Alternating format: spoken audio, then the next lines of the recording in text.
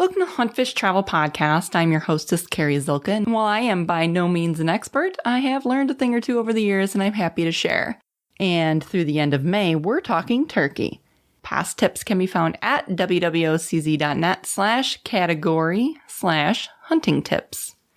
These episodes are brought to you courtesy of Montana Decoy. This company is amazing. Not only have they been a supporter of this podcast from the very beginning, I've killed every single turkey using their decoys. Every single one. And I've killed a lot of turkeys. I cannot recommend this company enough. So be sure to check them out at montanadecoy.com.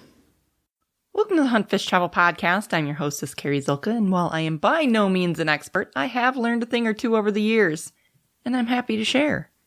I'll be posting a new turkey hunting tip every Wednesday through May. Past tips can be found at wwocz.net/category/hunting tips. This tip is just my personal go-to decoy setup. Ask 100 different people and you'll get 100 different answers. But I guarantee you all of them will say they have had success using a jake and a hen. I've used mature decoys, I've used multiple hen setups. I have to say, one jake, one hen is a dynamite setup for me. When I've used the hens, just the hens, the turkeys tend to get hung up. Mature toms head to an area where they are the most visible. They strut their stuff and they gobble look at me.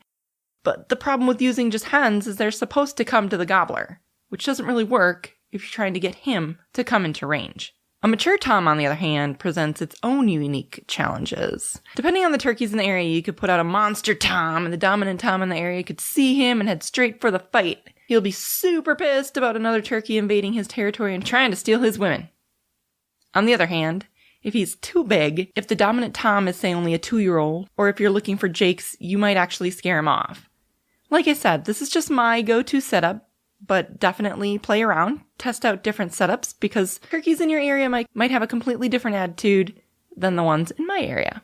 That's it. Thanks for listening. Next week, we will talk about overcalling. Just don't do it. If you know any turkey hunters, be sure to share this episode with them. Until next time, here is to a big bird down.